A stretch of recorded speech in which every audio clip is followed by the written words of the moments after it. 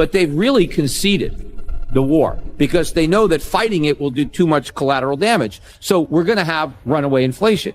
Inflation is going to keep getting worse. Ultimately, that's going to destroy the dollar's role as the reserve currency. And you buy gold as an alternative to U.S. dollars or U.S. treasuries. Foreign central banks are selling their dollars and buying gold. And why are they doing that? They're foregoing the interest that they could otherwise earn on treasuries to own a non-interest bearing asset like gold. In this video, Peter Schiff delves into the intricacies of economic policy and challenges conventional wisdom on the economy. Schiff's insights challenge prevailing narratives, advocating for higher interest rates to combat inflation and warning of the potential consequences of postponing tough decisions. Schiff's analysis sheds light on the historical context of inflation, drawing parallels to past years of economic uncertainty, such as the 1970s. He argues that inflation erodes purchasing power, leading to increased reliance on multiple jobs and challenging economic circumstances for households. Moreover, Schiff presents two stark choices for policymakers: either aggressively fight inflation, risking a deep recession and potential defaults, or allow inflation to spiral out of control, risking the dollar's status as the reserve currency and imposing significant losses on creditors. Let's get back to the video. Well, the main reason to do that is if you believe inflation is going to be higher than that interest rate, that means you have a negative yield and you're going to lose purchasing power if you stay in dollars or in treasuries. And so they are selling and they are buying gold. Look, the price of gold in the 1970s went from $35 an ounce to over $800. Right? That's not a coincidence that happened during the year or the decade of all this inflation. And what gold is doing, but it wasn't gold that was going up. It was the dollar that was going down. Like, for example, oil prices in 1970 were about $3 a barrel. In 1980, they were $30 a barrel. But the difference was in 1970, we paid in gold. In 1980, we paid in paper. And so it wasn't that the oil price was going up. It's the money that we were using to buy oil was losing value. And so we had to pay more dollars to buy the same barrel of oil. I mean, that's why you mentioned women working. This was my comment on women, in the workforce. The main reason that so many women entered the workforce during the 1970s was inflation eroded away the value of their husband's paychecks.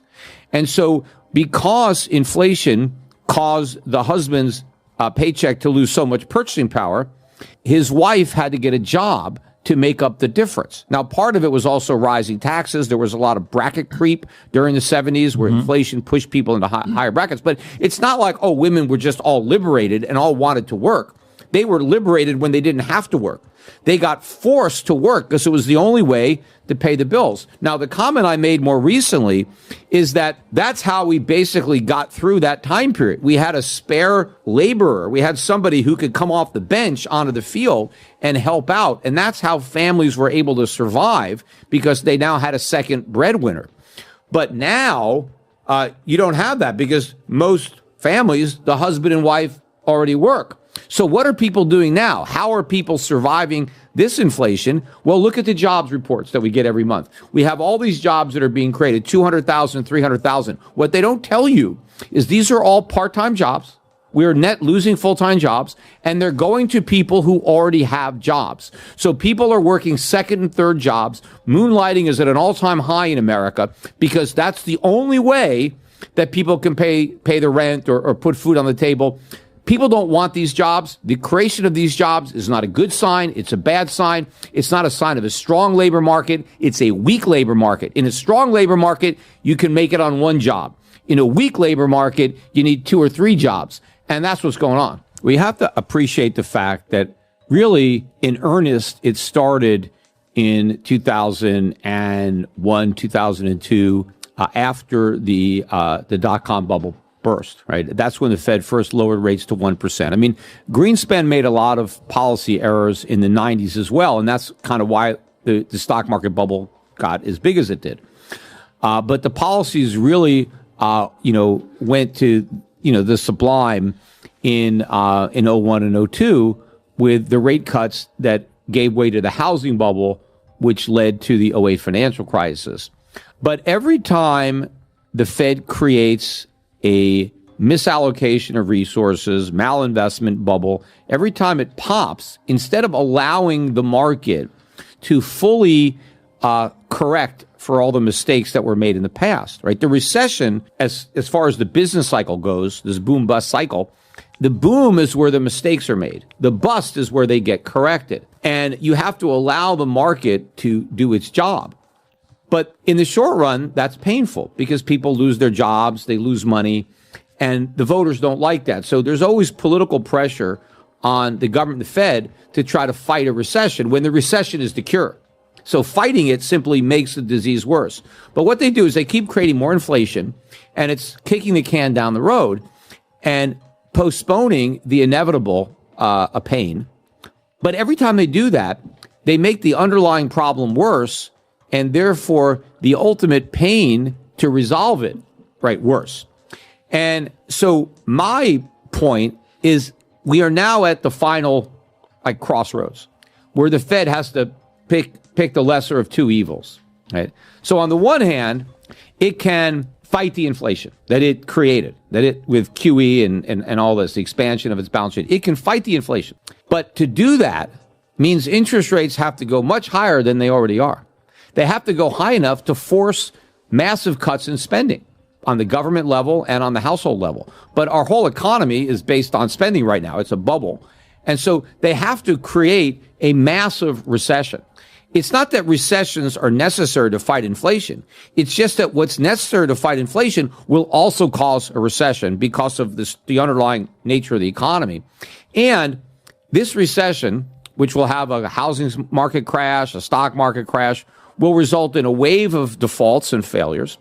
There can't be any bailouts like we did in '08. So when a bank fails, they can't bail it out. They have to let it fail. And they have to allow the depositors to lose money. There's no money to bail out the depositors. They have to lose. The government has to tell people on Social Security and Medicare, we just don't have the money to make the payments. We're not talking about making cuts for people in the future. The checks we're sending out right now, we don't have enough money. We gotta make those smaller. Right? Social Security, the trust funds, so-called trust funds, are already selling treasuries right now. Social Security already takes in less than it puts out. It's insolvent. So the government has to tell government pensioners, we can't make the pensions because we're broke. We actually have about a $3 trillion a year deficit right now, maybe closer to 4. I mean, even if they massively increase taxes on the middle class, I don't think there's enough they could do it. So they have to make these deep cuts to government spending. And of course, that's going to be very problematic for people who were counting on Social Security or who lost their savings in the bank. In fact, if the Fed really fights inflation, we probably can't pay the interest on the national debt because right now we're spending about $1 trillion a year on interest on the national debt. If the Fed, let's say, raised interest rates to where they need to be, given the short-term nature of the debt, within a few years, we could be spending $3 or $4 trillion on interest on the debt, which can consume 100% of tax revenue. And of course, we can't cut Social Security, cut Medicare, right, and pay the Chinese 100 cents on the dollar. I mean, that's just not going to fly. So we would have to default. We would have to tell our creditors, we can't pay you what we owe you. Well, maybe we'll pay you, some discounted rate. So all these difficult things are going to happen if the Fed really does what it needs to do. But politically, that's like a non-starter to force all those, tough choices on the politicians. So the other choice they have is, okay, we're just going to allow inflation to keep continuing. Now, they can't say that. They have to pretend that, we've done enough, it's coming back down. But they've really conceded the war because they know that fighting it will do too much collateral damage. So we're going to have runaway inflation. Inflation is going to keep getting worse. Ultimately, that's going to destroy the dollar's role as the reserve currency. And people are going to see the value of their Social Security benefits eroded anyway.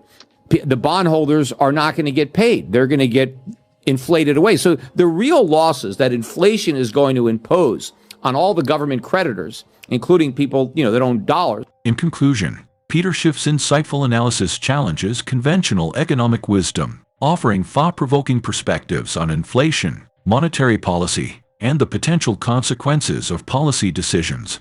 By delving into historical parallels and forecasting potential outcomes, Schiff highlights the complexities and challenges facing policymakers in navigating the current economic landscape. As we explore Schiff's bold predictions and their implications for silver prices, it's essential to stay informed and engaged in discussions about finance and economics. Don't miss out on future discussions and valuable insights. Subscribe to our channel to stay updated with the latest content.